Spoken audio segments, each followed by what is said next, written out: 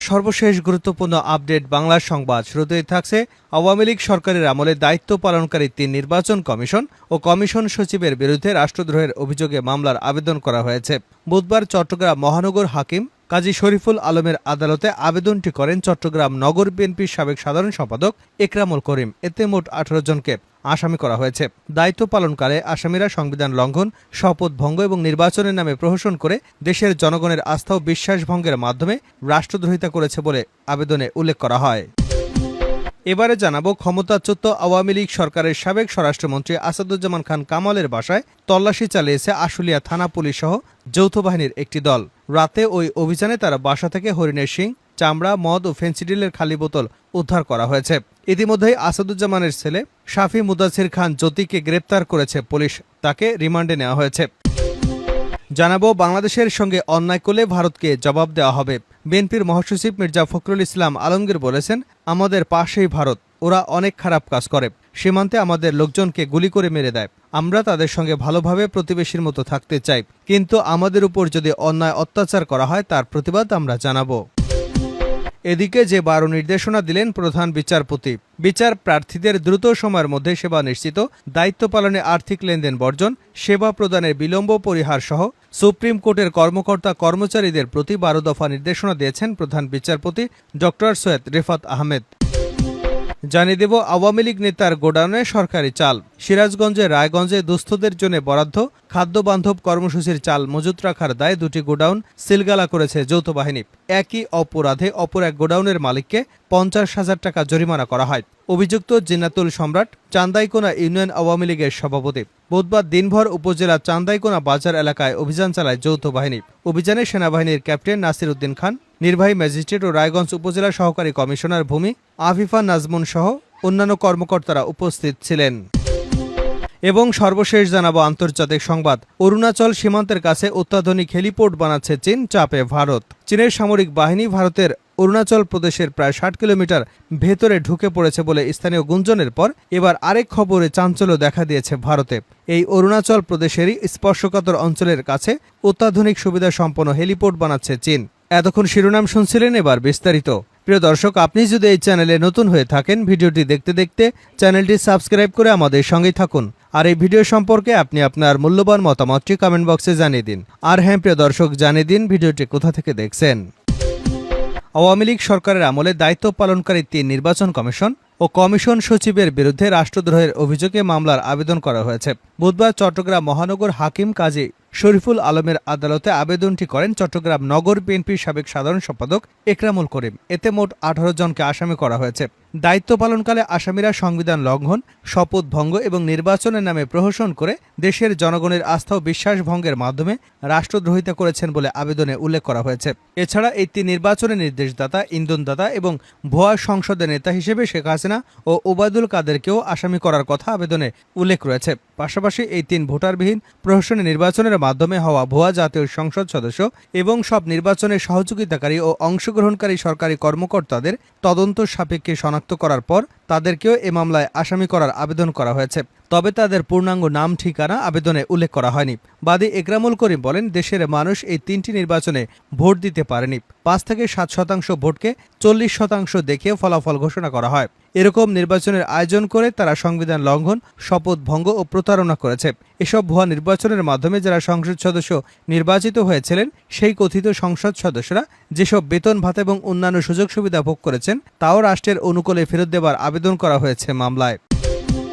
আসাদুজ্জামানের বাসায় মিল হরিণের শিং, চামড়া, মদ ও ফেন্সিডিলের বোতল। ক্ষমতাচ্যুত আওয়ামী সরকারের স্বরাষ্ট্রমন্ত্রী আসাদুজ্জামান খান কামালের বাসায় তল্লাশি চালিয়েছে আশুলিয়া থানা পুলিশ সহ যৌথ বাহিনীর একটি দল। রাতে ওই অভিযানে তারা বাসা থেকে হরিণের শিং, চামড়া এবং মদ ও ফেন্সিডিলের খালি বোতল উদ্ধার করা হয়েছে। আসাদুজ্জামানের ছেলে শাফি মুদাসির খান জ্যোতি গ্রেপ্তার হয়ে পুলিশের রিমান্ডে যাওয়ার 4 দিনের মাথায় এই অভিযান চালানো হয়। ডিএমপি তেজগাঁও বিভাগের এক পুলিশ কর্মকর্তা বলেন, জ্যোতি আশুলিয়া থানা পুলিশের হেফাজতে রিমান্ডে আছে। মূলত এটা তাদেরই অভিযান। আমরা শুনেছি জ্যোতিকে সঙ্গে নিয়ে তারা বাসায় তল্লাশি চালায়। তল্লাশিতে কি কি পাওয়া গেছে এই প্রশ্নে তিনি বলেন, জ্যোতির রুম থেকে 2টি হরিণের শিং, একটি জেব্রা এবং হরিণের চামড়া উদ্ধার করা হয়েছে। এছাড়া মদ ও ফেন্সিডিলের 3টি খালি বোতল উদ্ধার করা হয়েছে। তবে অভিযানের সময় সাবেক এই মন্ত্রীর বাসা থেকে 4 জনকে আটকের কথা জানিয়েছেন তেজগাঁও থানার পরিদর্শক সোহেল রানা। তিনি বলেন, আটক 4 জন বাসার কেউ না, তারা হয়তো অভিযানের সময় ঢুকে পড়েছিল। তাদের কাছে মোবাইল, টাকা সহ কিছু জিনিসপত্র পাওয়া গেছে, তাই তাদের বিরুদ্ধে তেজগাঁও থানায় চুরির মামলা হবে। প্রাথমিকভাবে আটকদের বিস্তারিত নাম পরিচয় জানাতে পারেনি পুলিশের এই পরিদর্শক। গত শুক্রবার রাতে ঢাকা থেকে গ্রেপ্তার করা হয় জ্যোতিকে। হত্যা চেষ্টার অভিযোগে গত 11 সেপ্টেম্বর আশুলিয়া থানায় রবিউল সানি নামের এক ব্যক্তির দায়ের করা মামলায় তাকে গ্রেপ্তার করা হয়। পরদিন জ্যোতিকে জিজ্ঞাসাবাদের জন্য পুলিশ 7 দিনের রিমান্ড আবেদন করলে তাকে 4 দিনের রিমান্ডে পাঠিয়েছেন আদালত। গত 5 অগাস্ট শেখ হাসিনা সরকারের পতনের পর থেকে সাবেক কয়েকজন মন্ত্রী এবং আওয়ামী লীগের কয়েকজন নেতা গ্রেপ্তার হলেও আসাদুজ্জামান খান কামাল এখন পর্যন্ত লোকচক্ষুর অন্তরালে রয়েছেন। বাংলাদেশের সঙ্গে অন্যায় করলে ভারতকে জবাব দেওয়া হবে, মির্জা ফখরুল। বিএনপির মহাসচিব মির্জা ফখরুল ইসলাম আলমগীর বলেছেন, আমাদের পাশেই ভারত, ওরা অনেক খারাপ কাজ করে, সীমান্তে আমাদের লোকজনকে গুলি করে মেরে দেয়। আমরা তাদের সঙ্গে ভালোভাবে প্রতিবেশীর মতো থাকতে চাই, কিন্তু আমাদের উপর যদি অন্যায় অত্যাচার করা হয় তার প্রতিবাদ আমরা জানাবো। বুধবার দুপুরে ঠাকুরগাঁওয়ের হরিপুর উপজেলা ঈদগাহ মাঠে উপজেলা বিএনপি আয়োজিত জনসভায় মির্জা ফখরুল ইসলাম আলমগীর এসব কথা বলেন। তিনি বলেন, বিএনপি জামাত নেতাকর্মীদের নির্যাতনের জন্য আওয়ামী লীগ আয়নাঘর বানিয়েছিল। এই ভয়াবহ দানব ফ্যাসিবাদী হাসিনার সরকার 2000 মানুষকে খুন করেছে। গুলিতে কারো হাত চলে গেছে, কারো পা চলে গেছে, কারো মাথার খুলি উড়ে গেছে। আজকে মুক্ত বাতাসে আমরা বাস করছি, কিন্তু মনে রাখবেন, সেই পর্যন্ত মুক্ত থাকবে যতদিন আমরা স্বাধীন থাকতে পারবো। আমরা যদি আওয়ামী লীগের মতো শুরু করি তাহলে কি আমরা থাকতে পারবো? আমাদেরও একই রকম দশা হবে। বিএনপি নেতাকর্মীদের কাছে অনুরোধ, আপনারা নিজেদের মানুষের কাছে নিজেকে প্রিয় বানান, কারো উপর অন্যায় অত্যাচার নির্যাতন করবেন না। উপস্থিত নেতাকর্মীদের উদ্দেশ্যে মির্জা ফখরুল ইসলাম বলেন, দেশে যে বিজয় অর্জন হয়েছে সে বিজয় কিন্তু নষ্ট হতে দেবেন না। যে সুযোগ এসেছে দেশকে সুস্থ করবার, ভালো রাখার, সেটা যেন না হারাই। বিএনপির মহাসচিব বলেন, গত 16 বছরে আমরা খুব কষ্ট পেয়েছি। শেখ হাসিনা সরকার আমাদের নির্যাতন করেছে। বিএনপি জামাত করার অপরাধে আমাদের জেলে পুরে রাখা হয়েছে। সেই অবস্থার পরিসমাপ্তি ঘটেছে। যে হাসিনা সবচেয়ে প্রতাপশালী নেতা হয়েছিলেন, ছাত্র জনতার আন্দোলনের মাধ্যমে তাকে দেশ ছেড়ে পালিয়ে যেতে হয়েছে। সেই প্রতাপশালী শেখ হাসিনা আজ ভারতে আশ্রয় নিয়ে করুণ অবস্থার মধ্যে পড়েছেন। আর যারা আমাদের উপর জুলুম করতেন, জমি ব্যবসা নিয়ে নিতেন, তারা জেলের ভেতরে চলে গেছেন। ওবায়দুল কাদেরের উদ্দেশ্যে ফখরুল ইসলাম বলেন, ওবায়দুল কাদের আমাকে বিদ্রুপ করে বলতেন, আমরা তো পালাবো না, যদি পালাতেই হয় তবে দেশের বাইরে যাব না। আমার নাম ধরে বলতেন, ফখরুল আপনি কি আপনার বাসায় আমাকে জায়গা দেবেন না? এখন তাকে বলতে চাই, আপনি আসেন, আমার বাসাতে এসে ওঠেন।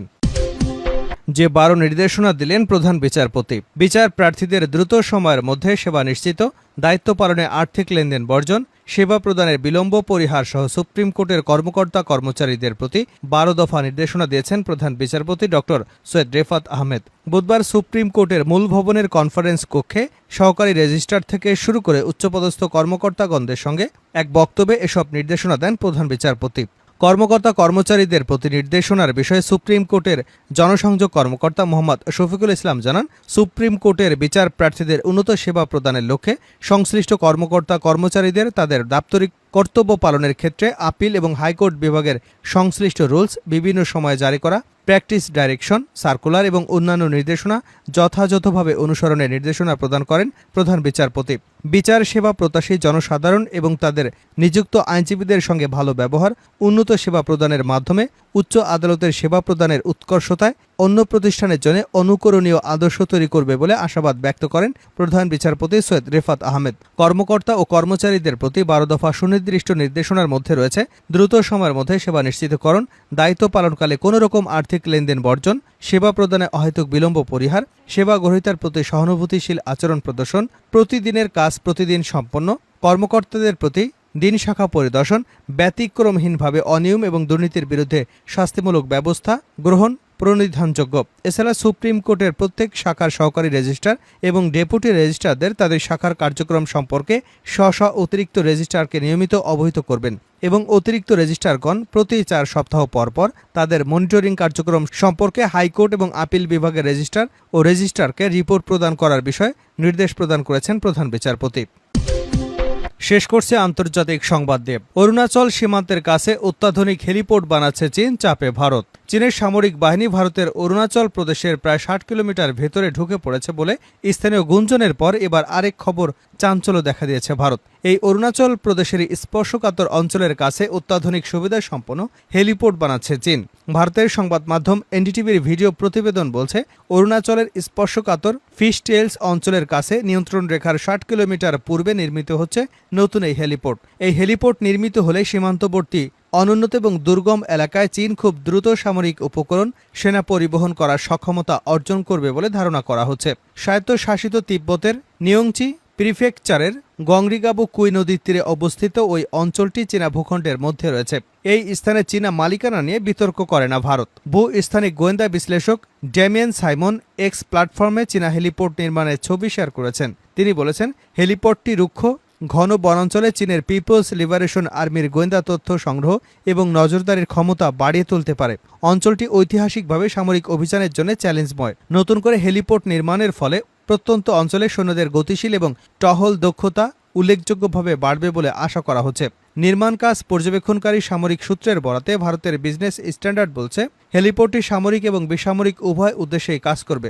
দ্রুত সেনা মোতায়েন এবং প্রকৃত নিয়ন্ত্রণ রেখা বরাবর চীনের প্রতিরক্ষা আক্রমণাত্মক ক্ষমতা বাড়াবে। এই হেলিপোর্ট তাদের প্রতিরক্ষা ক্ষমতা জোরদার করবে।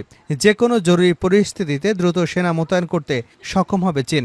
অরুণাচল প্রদেশের দিবাং উপত্যকায় ফিশটেল ১ অরুণাচল প্রদেশের আনজাও জেলার ফিশটেল ২ নিয়ে গঠিত ফিশটেল অঞ্চলটি ভারত এবং চীনের মধ্যে বিশেষভাবে সংবেদনশীল বলে মনে করা হচ্ছে। গত সপ্তাহে ভারতের পররাষ্ট্রমন্ত্রী এস জয়শঙ্কর জানিয়েছিলেন, সীমান্ত আলোচনায় চীনের সঙ্গে সেনা প্রত্যাহারের ৭৫% সমস্যার সমাধান হয়েছে, যদিও অতীতে আমাদের সম্পর্ক সহজ ছিল না। তিনি বলেন, ২০২০ সালে যা ঘটেছে তা একাধিক চুক্তি লঙ্ঘন। চীনারা প্রকৃত নিয়ন্ত্রণ রেখায় বিপুল সংখ্যক সেনা মোতায়েন করেছে।